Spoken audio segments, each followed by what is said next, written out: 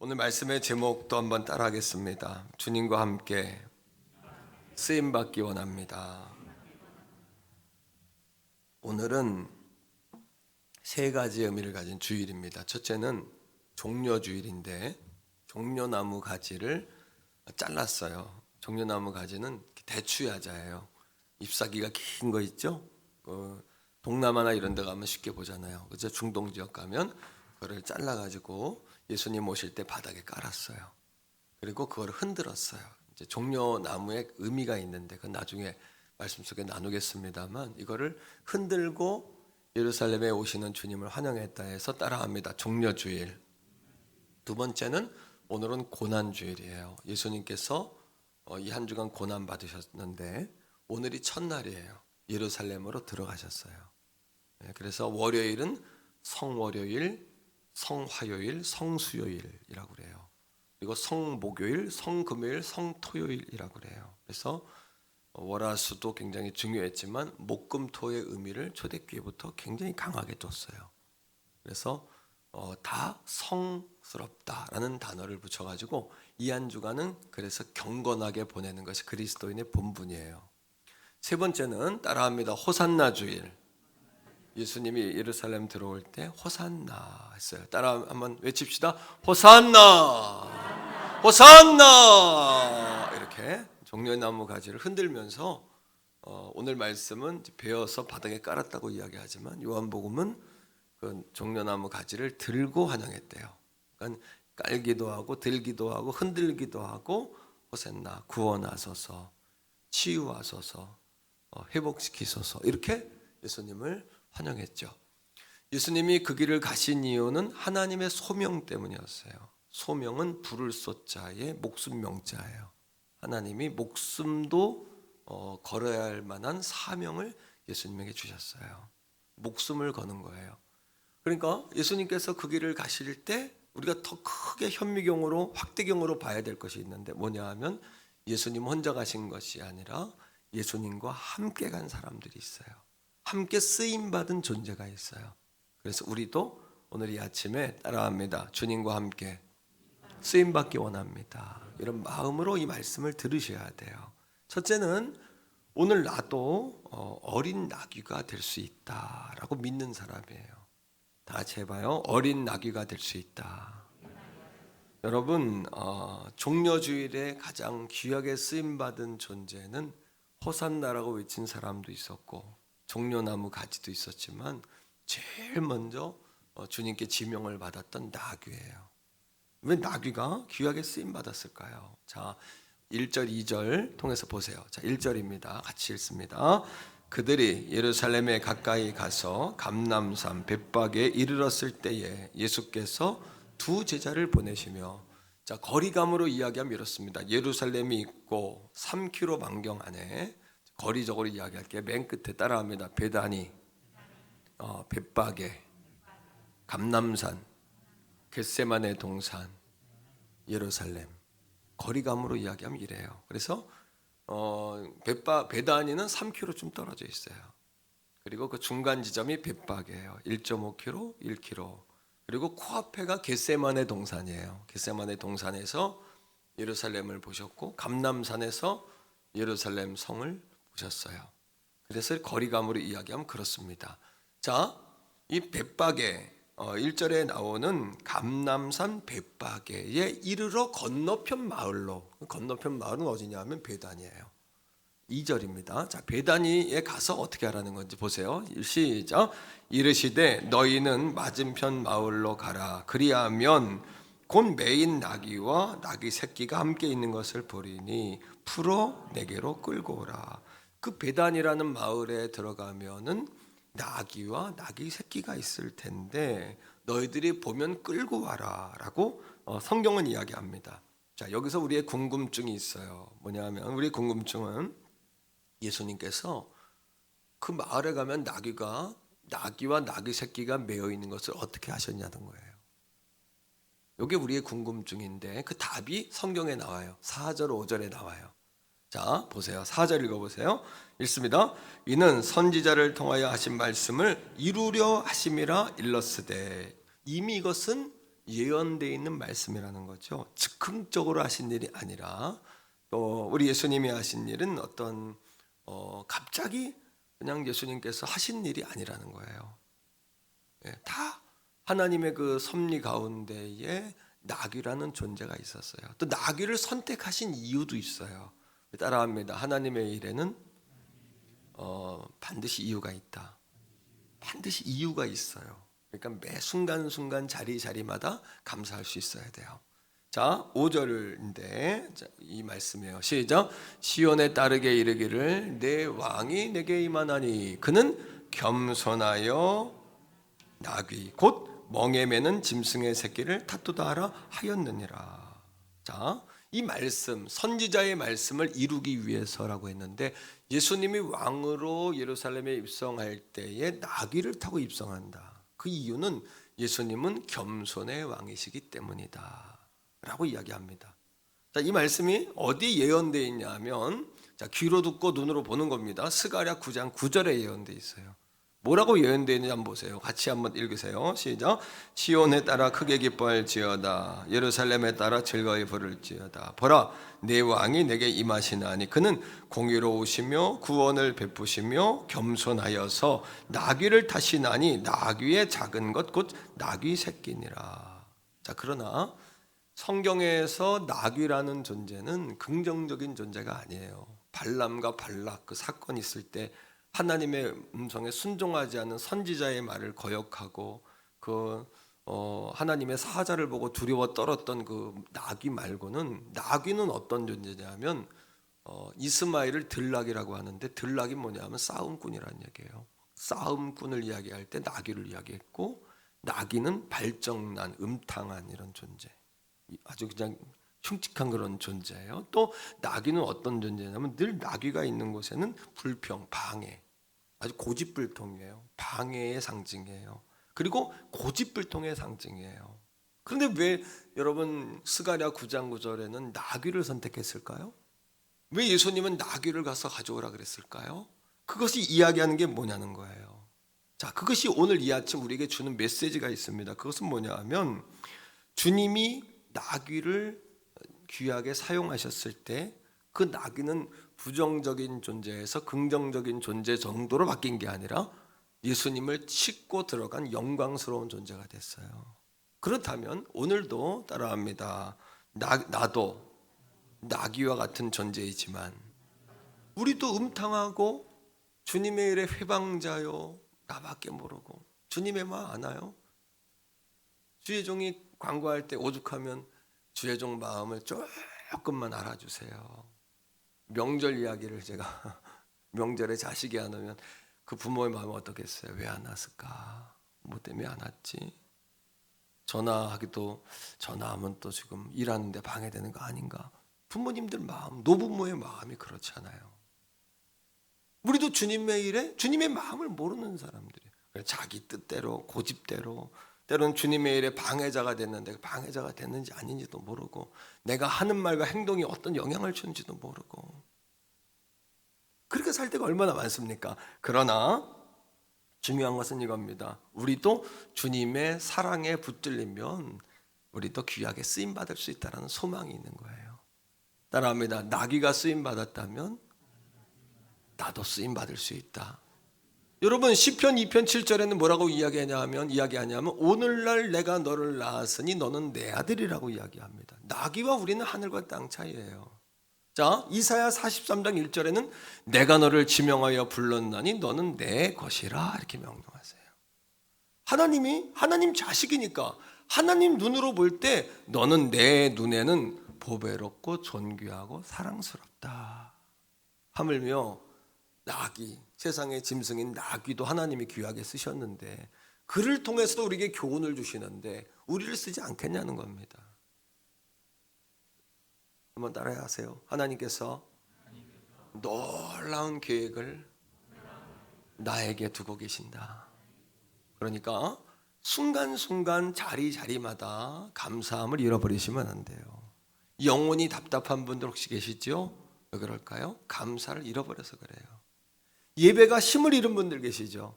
찬송이 힘을 잃은 분들 계시죠? 기도가 메가리가 없어진 분이 계시죠. 왜 그럴까요? 감사가 사라졌어요. 여러분, 사고와 평안은 종이 한 장 차이인 거 아세요? 교통사고도 0.001초 차이로 사고가 안 나는 거예요.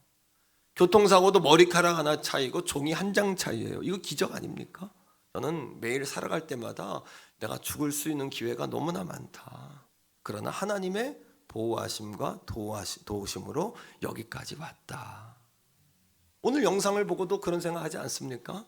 여러분, 그 구성전이요, 제가 지난주에 가서 영상 찍으러 가봤지만은 기적의 기적입니다. 제가 했다고요? 아니요. 제가 할 수 있도록 힘을 주셨으니까 제가 하는 거죠. 주님이 힘을 주신 거고, 주님이 도와주신 거고, 주님이 역사해 주신 겁니다.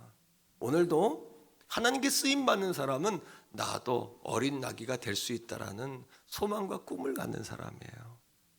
그러하게 다 같이 고백적으로 말하세요. 그럼에도 불구하고 감사합니다. 그래서 감사합니다. 그래도 감사합니다.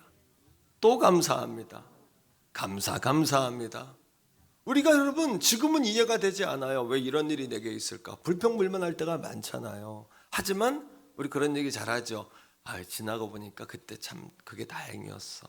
그때는 힘들었지만 지나고 보니까 참 그게 하나님의 은혜였어. 오늘도 하나님은 너희 안에서 행하시는 이는 하나님이시니 자기의 기뻐하시는 뜻을 너희로 소원을 두고 행하신다라고 빌립보 2장 13절에 우리에게 약속하세요. 하나님은 오늘도 우리에게 뜻을 두고 행하십니다. 소원을 두어서 행하십니다. 아버지의 마음을 알게 되시기를 주의 이름으로 바랍니다. 두 번째입니다. 주님과 함께 쓰임받는 사람은 누구였을까요? 그 축복의 날 그 현장에서 말이죠. 자, 이겁니다. 따라합니다. 하나님을 참 사랑으로 예배하는 사람. 3절에 보시면 자, 이해할 수 없는 말이 또 나와요. 3절입니다. 같이 읽어요. 시작. 만일 누가 무슨 말을 하거든 주가 쓰시겠다 하라. 그리하면 즉시 보내리라. 여러분, 여기서 이런 질문을 우리가 할 수 있죠. 어떤 질문이요? 어떻게 나귀의 주인은 주가 쓰시겠다라는 이야기에 즉시 보낼 수 있었을까? 자기 건데. 여러분, 지금도 소 한 마리면 살림 미천 아닙니까? 당시 이스라엘도 나귀 한 마리면 살림 미천이거든요. 농기구였기도 하지만 가족이기도 했고 그것은 먹잇감이기도 했어요. 나중에 그걸 먹기도 했거든요. 근데 그거를 선뜻 내준다는 건 이해가 안 되잖아요. 그러나 그 여러분 농부는 그 이야기를 들었을 때 주가 쓰시겠다 하라라는 고백이 자신의 고백이었기 때문이에요. 여기서 주라는 뜻은 어떤 뜻을 가지고 있냐면 헬라어로 퀴리오스라고 합니다. 퀴리오스. 이 퀴리오스라는 단어는 어떤 의미를 가지고 세 가지 의미를 가지고 있어요. 한번 따라해 보세요. 최고의 권위자. 예, 두 번째 따라합니다. 재판장, 사령관. 그러니까 사람을 죽이고 살리는 재판장이라는 의미가 있고, 또한 최고의 권위, 높은 권세를 가지고 있다는 뜻이고요. 세 번째는 뭐냐 하면 사령관, 전쟁터에 보내고 안 보내고 전쟁을 이기고 지고를 결정할 수 있는 권한을 가지고 있는 사령관과 같은 존재예요. 또 따라합니다. 황제. 그러니까 주라는 뜻, 퀴리오스라는 뜻, 퀴리오스라는 단어, 주가 쓰시겠다 알아. 이 뜻은 주는 바로 하나님이라는 얘기거든요. 하나님이 쓰시겠다고 하니까. 오늘 사랑하는 성도 여러분, 여러분들의 시간을 하나님이 쓰기 원하십니다. 할렐루야. 자, 사도 바울이 이런 고백을 합니다. 로마서 14장 8절인데요. 자신의 신앙의 고백인데 이게 퀴리오스라는 고백을 하는 사람의 삶의 고백이에요. 하나님 여러분 시간을 원하시거든요. 때로는 여러분 얼굴을 원하시거든요. 여러분들의 마음을 원하시거든요. 때로는 여러분들의 재능을 원하세요. 때로는 여러분들이 가지고 있는 물질도 원하실 때도 있잖아요.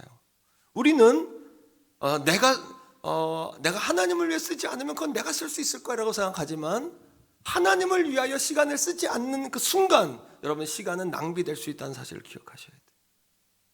여러분 우리가 많이 버는 것도 축복이지만 많이 안 아프고 사건 사고가 일어나지 않는 것도 얼마나 큰 축복입니까? 한순간에 잃어버리잖아요. 한순간에 아무 의미 없어지잖아요. 내가 내 것이 하나님께 쓰지 않으면 내 것이 될 수 있다고 생각하지만 그것이 사단의 것이 될 수 있다는 생각도 해보셔야 돼요. 낭비할 수 있다. 사단의 것이 될 수 있다. 세상의 유혹거리가 될 수 있다. 죄짓는 도구가 될 수 있다는 사실을 기억하셔야 돼요. 그러하게 바울은 이렇게 고백합니다. 퀴리오스가 분명했던 사도 바울은 자 읽습니다. 시작. 우리가 살아도 주를 위하여 살고 죽어도 주를 위하여 죽나니 우리가 사나 죽으나 우리가 주의 것이로다. 할렐루야. 그러니까 여러분, 하나님은, 예수님은 황제십니다. 하나님이십니다. 판결자이십니다. 지배자이십니다. 주권자이십니다. 이런 고백, 이것이 바로 신령과 진정으로 예배하는 삶의 고백일 것이에요. 오늘 이 아침 우리 교회에 이런 향기로운 참사랑의 고백이 흘러 넘치기를 주의 이름으로 축복합니다. 아름다운 향기가 되어서 이유 붙이지 말고. 너무 이유가 많아요. 뭐 이렇게 이유가 많습니까? 이유가 많다는 이야기는 거기에 욕심을 내려놓지 못하고 있다는 얘기죠. 이유가 자꾸 많아요. 고래심줄 같아요. 자꾸 찔겨요. 그 이유는 뭡니까? 여전히 내가 주인 삼은 모든 것을 내려놓지 못하고 있다는 거죠. 그러나 그 농부는 즉시 여러분 주가 쓰시겠다. 그때 즉시 보낼 수밖에 없었던 이유는 그 고백이 분명했기 때문이죠. 두 번째입니다. 예수님의 자신감은 어디서 나온 걸까요? 그 농부는 그렇다고 칩시다. 근데 예수님은 근자감, 근거 있는 자신감, 부심, 자부심, 그건 어디서 나왔냐는 얘기예요.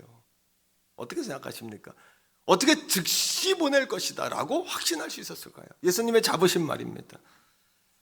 자, 우리 마태복음 21장 17절인데 자, 눈으로 보고 귀로 듣는 거예요. 확인하라는 얘기입니다. 자, 같이 17절인데 예수님은 일주일 동안 성월요일부터 성금요일, 성금요일까지, 목요일까지 십자가에 달리기 전까지요, 매일 밤을 예루살렘에서 묵지 아니하시고 3km나 떨어진 베다니 가서 묵으셨어요.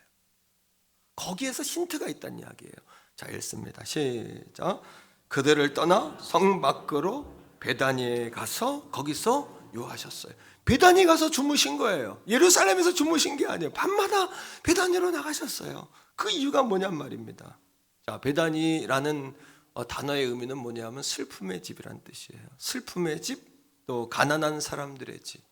예수님은 심령이 가난한 사람들을 찾아가셨던 거예요. 무슨 이야기입니까? 오늘도 예수님은 예수님만이 내 질병을 고치실 수 있습니다. 예수님만이 내 자녀를 책임지실 수 있습니다. 주님만이 오늘도 내 인생의 주인이십니다. 이 경제적인 문제도 주님이 뚫어내실 수 있습니다. 내 영혼의 구원의 문제, 마음의 평안의 문제, 영혼의 안정감의 문제, 주님만이 해결하실 수 있습니다. 바로 이 마음이 가난한 사람의 마음입니다. 목마른 사슴이 시냇물을 찾듯이 오늘도 주님의 은혜를 갈망하고 기다리는 아버지, 오늘 이 아침 이 예배 가운데 임재하여 주시옵소서. 우리가 드린 찬양처럼 말입니다.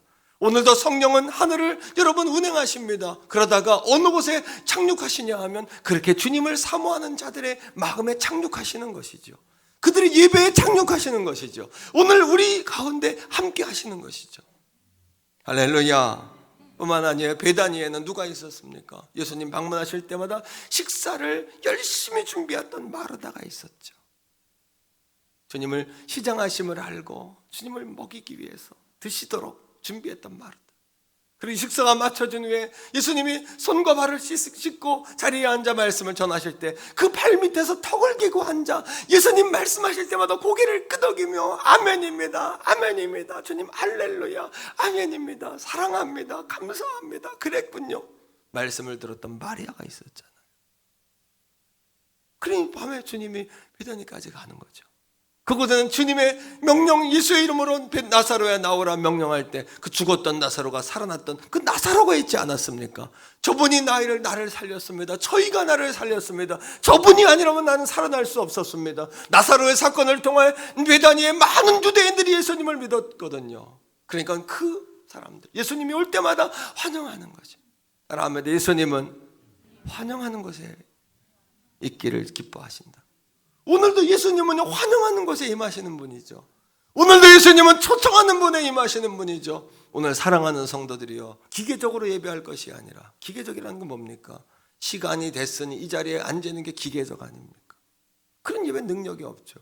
여러분들의 마음도 생각도 여러분들의 정성도 이런 마르다, 마리아, 나사로 같은 베다니 사람들과 같은 그런 마음으로 주님 앞에 나아갈 때에, 그러니까 요한복음 11장 3절에 나사로가 죽었을 때 예수님에게 뭐라고, 여러분 사람을 보내어 뭐라고 이야기합니까? 예수님께서 사랑하시는 자들이 자가 병들었습니다.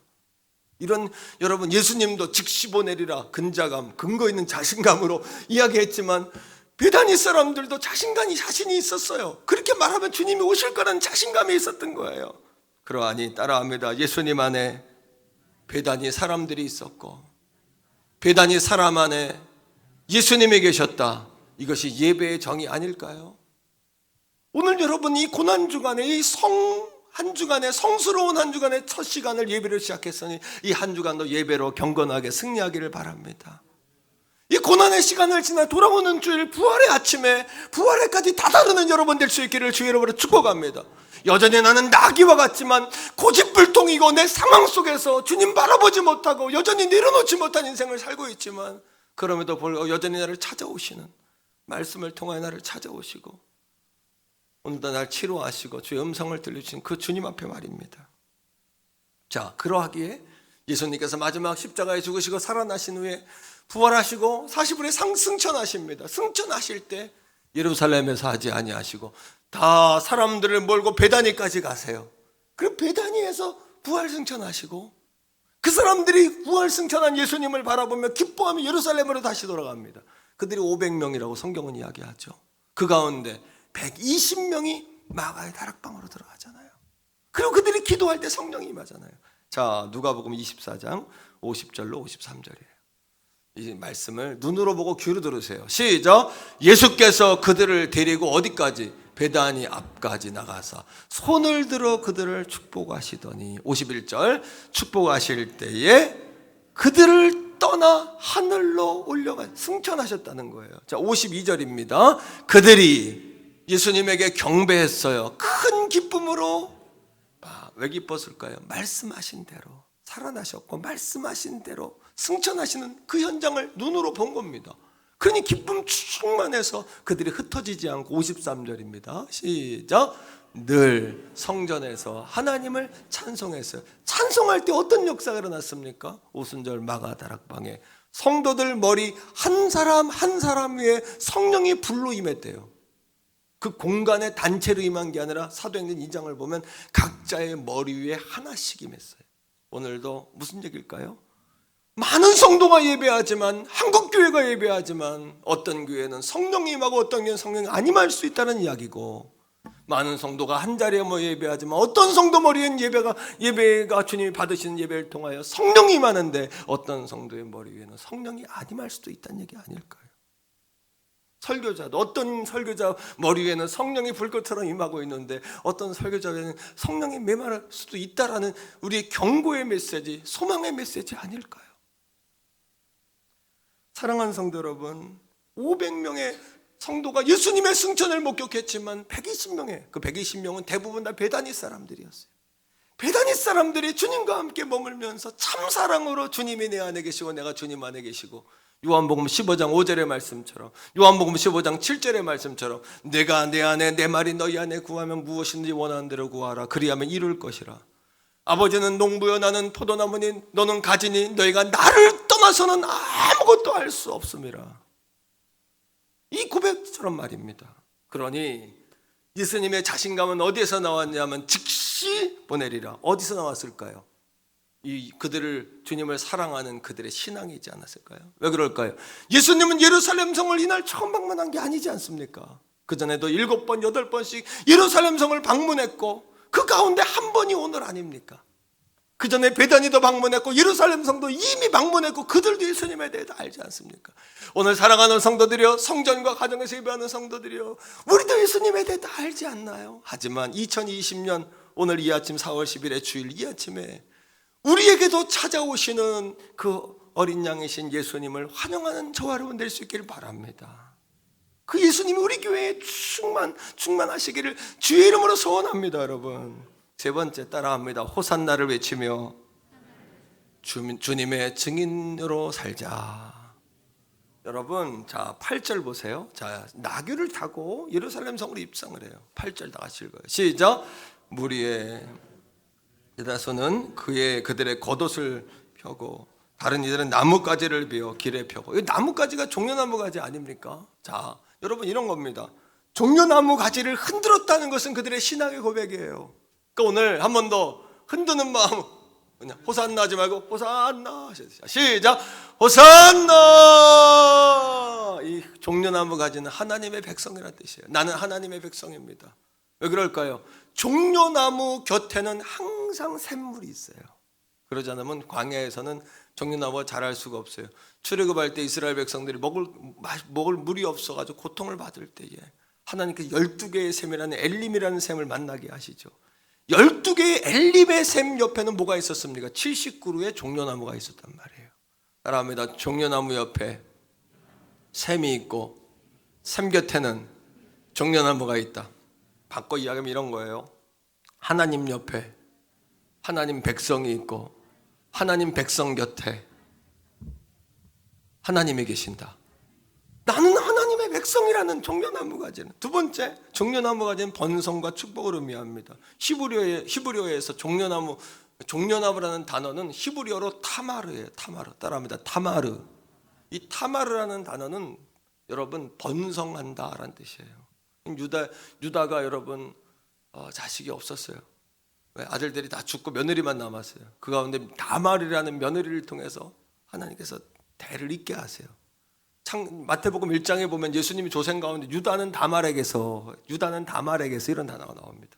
이 다말이라는 단어가 타마르에서 나왔는데 번성하다, 다산하다 이런 뜻이에요. 다말. 세 번째, 종려나무는요 구원과 승리를 상징합니다. 이게 무슨 얘기일까요? 어린 양 예수님께서 우리를 구원하셨을 때 마지막 요한계시록 7장에 보면은 어떤 사건이 일어나냐면 구원받은 자들이 종려나무 가지를 들고 어린 양 앞에 섭니다. 자, 성경을 읽읍시다. 요한계시록 7장 9절에서 10절인데 같이 읽어보세요. 자, 시작. 이후에 내가 보니 각 나라와 족속과 백성과 방언에서 아무도 능히 셀 수 없는 큰 무리가 나와 흰 옷을 입고 손에 뭐를 들고 종려나무 가지를 들고 보좌 앞과 어린 양 앞에 서서 종려나무 가지를 들어야 돼요. 그러니까 예수님이 입성하실 때 종려나무 가지를 꺾고 종려나무 가지를 흔들었던 거예요. 오늘도 영적 종려나무 가지를 흔드는 저와 여러분 될 수 있기를 바라요. 정말 하나님께 쓰임 받기를 바랍니다. 기억하십시오. 사람들이 주목하는 사람이 시대의 주인공이 아니라 오늘도 하나님이 딱 눈여겨보는 사람이 역사의 주인공이 되는 거예요. 여러분, 지금 이기는 사람이 끝까지 가는 게 아니라 믿음으로 끝까지 버티는 사람이 최후 승리 건지는 겁니다. 믿습니까? 끝나기 전에는 끝난 게 아닙니다. 우리의 끝에서 하나님은 다시 시작하시는 거예요. 벼랑 끝에 섰을 때 하나님은 더 급하게 쫓아오시는 거예요. 할렐루야. 종려나무 가지를 흔드셔야 돼요. 또 한 가지, 종려나무는 부활을 상징해요. 자, 종려나무의 히브리어는 타마르지요. 헬라어는 뭐냐 하면 따라하세요. 포이닉스. 자, 포이닉스라는 단어에서 영어 포닉스라는 단어가 나왔어요. 포닉스가 뭡니까? 불사조. 죽지 않은 새. 종려나무라는 단어에서 불사조라는 단어가 파생이 됐어요. 왜? 종려나무는 불에 새까맣게 타도 비만 오면 다시 살아나요. 싹이 돋고 열매를 맺고 죽지 않는 거 또 살아나는 거예요. 우리 그리스도인들은 10번 넘어지면 11번 일어나는 겁니다. 환경이 문제가 아니라 사람의 문제라고 저는 생각합니다. 한번 따라하세요. 나귀가 쓰임받았다면 나도 쓰임받을 수 있고, 베다니 사람들이 쓰임받았다면 태계원 사람도 쓰임받는다. 할렐루야. 여러분, 나사렛에서 선한 것이 난다 그랬지만 태교원에서 선한 것이 났잖아요. 선한 것이 납니다. 여러분, 우리는 자신 있게 근거 있는 자신감으로 뭐예요? 여러분, 세상의 중심이 우리 교회라고 늘 믿지 않습니까? 우리 하나님이 임재하시니까 말입니다. 포닉스라는 단어, 피닉스라는 단어 거기서 나왔어요. 불사조. 종려나무를 흔들었다는 이야기는 예수님은 이 땅에 부활의 주로 불멸의 주로 오셨습니다. 이런 고백이에요. 자, 성경 말씀 9절입니다. 21장 9절에 두 번째, 오늘 한 일이에요. 9절 읽습니다. 시작. 앞에서 가고 뒤에서 따르는 무리가 소리 높여 이르되 호산나 다윗의 자손이여 찬송하리로다. 주의 이름으로 오시는 이여 가장 높은 곳에서 호산나 하더라. 따라합니다. 호산나. 호산나는 우리를 구원하소서. 당시에 여러분 어떤 그 이스라엘 백성들은 로마의 식민지 생활하고 있는데 그 왕으로 오신다는 이야기를 듣고 믿음 있는 사람은 구세주로 메시아로 그들을 환영했지만 메시아로 환영하지 못한 사람들은 예수님을 여러분 시대의 왕으로 환영한 거예요. 그러니까 호산나 구원하소서. 이 고백은 2000년 전에만 외쳐야 될 고백일까요? 오늘 이 아침에 우리를 구원하소서, 치료하소서, 회복시키소서, 건지소서. 이 고백이 우리의 고백이 되어야 되지 않겠습니까? 한번 해보세요. 호산나! 할렐루야. 우리의 고백이 돼야 되지 않겠습니까? 뿐만 아닙니다. 이스라엘 백성들은 초실절, 여러분 초막절에 마지막 들에다가 텐트를 치고 살아요. 마지막 날에 뭐 하는 줄 아십니까? 그 거기를 둘레를 돌면서 호산나 호산나 하는 거예요. 추수의 계절은 뭘 상징하냐? 마지막 종말을 상징해요. 그래서 여러분 마지막 추수감사는 종말을 상징하는 초막절이에요.